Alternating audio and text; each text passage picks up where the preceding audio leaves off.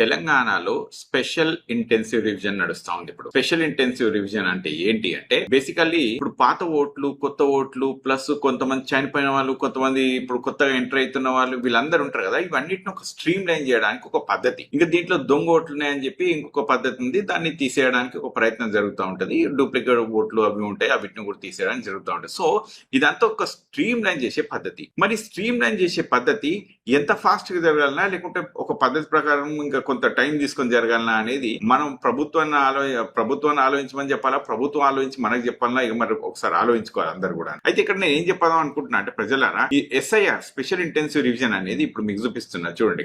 ఇక్కడ చూడండి ఒక్కసారి, ఇది చూడండి. ఇది ఒక ఈఎఫ్ ఫామ్ అంటే ఎన్యూమరేషన్ ఫామ్. దీన్ని ఎన్యూమరేషన్ ఫామ్ అంటే ఏంటంటే ఇప్పుడు మన పాత డీటెయిల్స్, కొత్త డీటెయిల్స్ మనం దాంట్లో ఎంటర్ చేయడం అనమాట. ఏమైనా కొన్ని చేంజెస్ ఉంటే కూడా దాంట్లో స్పేస్ ఉంటుంది, దాంట్లో పద్ధతులు ఉంటాయి, అన్ని ఫార్మాట్స్ ఉంటాయి. ఇప్పుడు కొత్త అడ్రస్ చేంజ్ కావాలన్నా, లేకుంటే పాత నేమ్లలో తప్పులు పడ్డా మార్చుకోవాలనుకున్నా, డేట్ ఆఫ్ బర్త్ ఇట్లా ఉంటాయి కదా. ఇప్పుడు కొన్ని నేమ్స్ ఉంటాయి అనుకుందాం మనం. ఓకే, కొన్ని నేమ్స్ లో ఇప్పుడు మనము కరీంనగర్ అని రాసుకుందాం ఇప్పుడు లెట్స్ సే, లేకుంటే హైదరాబాద్ అని చెప్పి రాసుకుందాం, లేకుంటే ఇంకేదో శ్రీనివాస్ అని చెప్పి రాసుకుందాం, ఇంకా అట్లా శ్రీలత అని చెప్పి రాసుకుందాం. అట్లా మనం రాసుకున్నాం అనుకోండి, ఏమైతే ఉంటదంటే ఇప్పుడు లెట్స్ సే శ్రీలత అని ఉంది అనుకుందాం.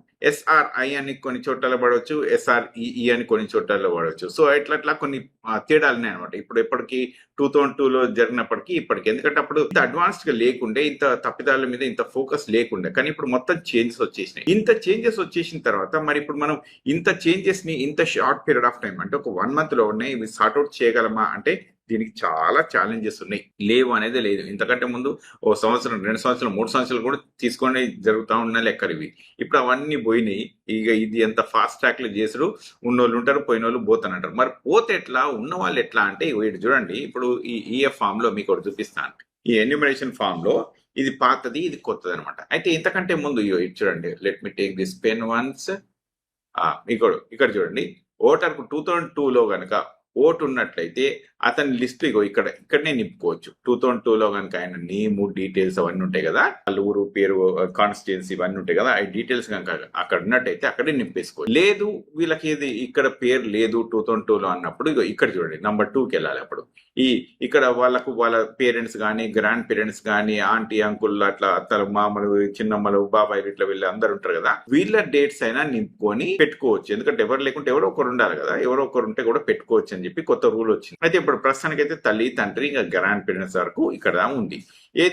ఇది వీళ్ళకు ఉన్నట్టయితే, మరి వీళ్ళకు కూడా లేదనుకో, ఇది ఒక పెద్ద లోలైపోతుంది. అప్పుడు ఇక వీళ్ళని ఎట్లా నింపాలనో, ఏం నింపాలో అనేది అది ట్రైబ్యునల్కి వెళ్తుంది, ట్రైబ్యునల్ నుంచి చేసుకోవాలి. సరే, ఇదేంది ఇప్పుడు మనకి ఇక్కడ ఓటు ఉన్నట్టయితే ఒకటి, ఇక్కడ కనుక మనకు ఓటు లేనట్టయితే మన రిలేటివ్స్ ఇక్కడ డీటెయిల్స్ ఇక్కడ నింపాలి. పేరెంట్స్ కానీ, గ్రాండ్ పేరెంట్స్ కానీ నింపాలి. నింపి మనం ఏం చేస్తామంటే ఆ తర్వాత మన డీటెయిల్స్ ఇక్కడ నింపుకోవాలి.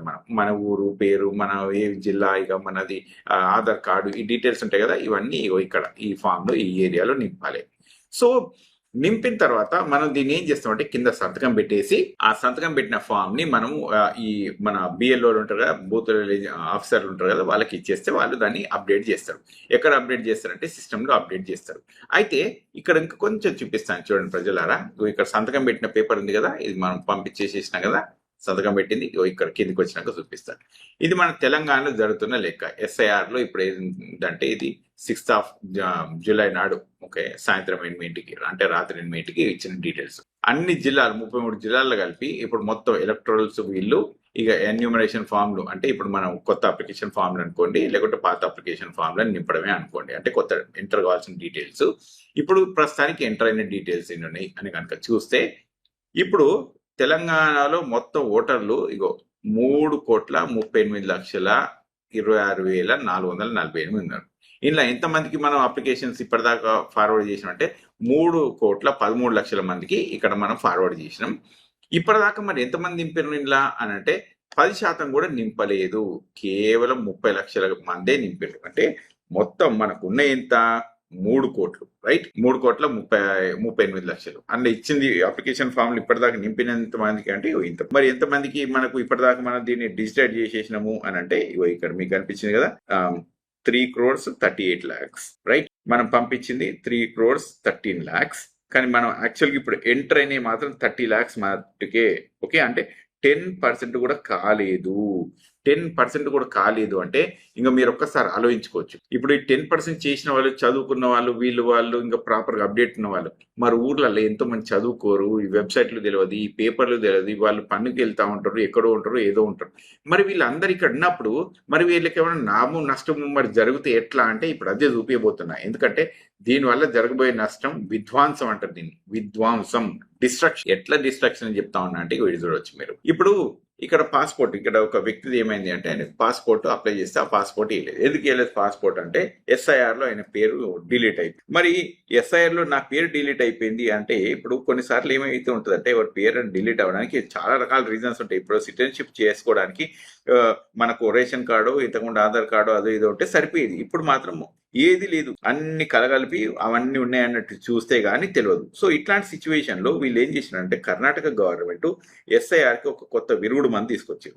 ఏంటి అంటే permanent residence certificate. Permanent residence సర్టిఫికేట్లు అంటే ఏంటి అంటే ఇప్పుడు మనకు అంటే మనం ఈ వ్యక్తులమే ఈ రాష్ట్రంలో ఉన్న వాళ్ళము, ఈ జిల్లాలో ఉన్న వాళ్ళం అనుకుంటాం కదా, అది వాళ్ళ కోసమే అనమాట. అది ఇక్కడ దాకా తీసుకొచ్చిండ్రు, దాంతో ఏం తీసుకొచ్చిండ్రు అని కనుక మీరు చూస్తే ఇది ఎక్కడ ఇస్తారంటే ఇప్పుడు మనకి ఎట్లయితే మనకు ఈ సేవ, మీ సేవలు ఇవన్నీ ఉన్నాయో అదే టైప్లా కర్ణాటక 1, బెంగళూరు 1, గ్రామ పంచాయత్ 1 అని వాళ్ళకు కొన్ని అట్లా వెబ్సైట్లు ఉంటాయి. ఆ వెబ్సైట్లు అక్కడక్కడ దాని ప్రకారమే ఇచ్చుకుంటా మొదలు పెడతా ఉన్నారు. దాంతో ఏంటంటే ఎవరి సిటిజన్షిప్ పోదు, ఎవరికైనా కూడా ఓట్లు వస్తాయి అనే, అంటే వాళ్ళ ఓటు వాళ్ళకు రిటర్న్ అవుతుందని చెప్పుకోవడానికి ఇది ఒక పద్ధతి. సో ఇప్పుడు ఇది కర్ణాటక గవర్నమెంట్ చేసి, తెలంగాణ ప్రభుత్వం కూడా ఇట్లా చేస్తే బాగుంటది, చెయ్యాలి కూడా. చేయాలని మనం డిమాండ్ పెట్టాలి. ప్రభుత్వాలకు మరి అవగాహన ఉండొచ్చు, ఉన్నప్పుడు వాళ్ళు పెడితేనే మంచిది. ఎందుకంటే పెట్టకపోతే ఓట్లు పోతా ఉంటే ఇప్పుడు దానివల్ల లాభం జరుగుతుంది, పేద ప్రజలకే కదా నష్టం జరిగేది. సో అయితే ప్రభుత్వాలకి లాభం జరుగుతా అంటే ఇక కొంతమంది రకాలుగా కొద్దిగా ఆలోచించుకోవచ్చు. ఇప్పుడు దానికి ఏందో మీకు కొంచెం కిందకి వచ్చినాక ఇక్కడ చూపిస్తాను చూడండి. ఇప్పుడు ఇక్కడ సువేందు అధికారి గారు ఉన్నారు. ఈయన ఎవరు అని అంటే బెంగాల్ ముఖ్యమంత్రి. ఇప్పుడు ఇందులో ఒక 26 లక్షల మంది అన్నపూర్ణ అప్లికేషన్లు పెట్టుకున్న వాళ్ళే రిజెక్ట్ అయింది. వీళ్ళందరూ ఎవరు? అన్నపూర్ణ యోజన పెట్టుకుంటే వాళ్ళు అంటేనే పేదవాళ్ళు. అవునా? ఈ పేదవాళ్లకు రావాల్సిన ఈ యోజన, ఈ స్కీమ్ ఉంటుంది, గవర్నమెంట్ స్కీము 26 లక్షల మందిది వెళ్ళిపోయింది. ఇలా తలా 3 లక్షలు, 3,000 రూపాయలు ఏమో వస్తాయి. 3,000 రూపాయలు ఇంటూ ఆల్మోస్ట్ 25 లక్షలు వేసుకుందాం మనం. అంటే ఎన్ని కోట్ల రూపాయలు వాళ్ళందరికీ, ఎన్ని కోట్ల నష్టం. అంటే ఇదంతా ఎవరికి అంటే పేదవాళ్ళకే కదా. అసలే ఆడికి అన్నం దొరుకుతలేదు పేదవాడికి అంటే ఇంకా వాళ్ళ కడుపు మీద కొట్టినట్టు, కనీసం వాళ్ళకి అన్న యోజన కూడా ఇవ్వకపోతే ఇది మన ప్రభుత్వాలు ఏం ఆలోచిస్తున్నట్టు, ఇది ఎవరి కోసం ప్రభుత్వాలు అన్నట్టు మనం అర్థంగా చేసుకోవాలి. రైట్? అయితే ఇక్కడ ఇంకొకటి కూడా చూపిస్తా చూడండి. ఇది సరే, ఇప్పుడు ఈయన అంటే ఇది బెంగాల్లో జరుగుతుంది. ఇది బెంగాల్లో జరిగితే మరి మిగతా చోట్ల జరగదా అంటే మిగతా చోట్ల జరగవచ్చు.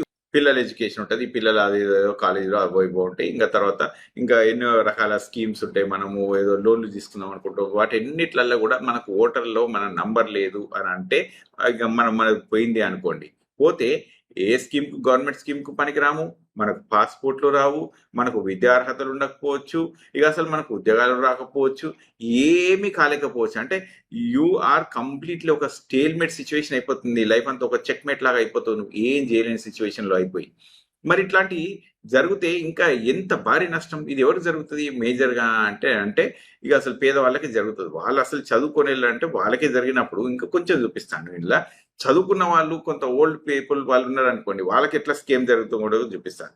ఈ స్కామ్ లో ఇక చూసుకోండి, ఇక్కడ ఇదేంటంటే వీళ్ళకు ఓటీపీలు వస్తాయి. ఇప్పుడు ఫోన్ నంబర్కి ఓటీపీలు వస్తాయి. ఏదో వాళ్ళు ఎన్యూమరేషన్ ఫామ్ నింపడానికి వస్తుండ్రు, దొంగ బిఎల్ఓలు. ఇదంతా కూడా ఈ దొంగ బిఎల్ఓలు ఇక్కడ వచ్చేసిన తర్వాత వీళ్ళు ఏం చేస్తారంటే ఆ బ్యాంక్ అకౌంట్ ఏదో డీటెయిల్స్ కొడుతుండ్రు, ఆ ఓటీపీ రాగానే బ్యాంక్ నుంచి ఆ డబ్బులు అన్ని ఎత్తుకొని వెళ్ళిపోతారు ఇంటికి.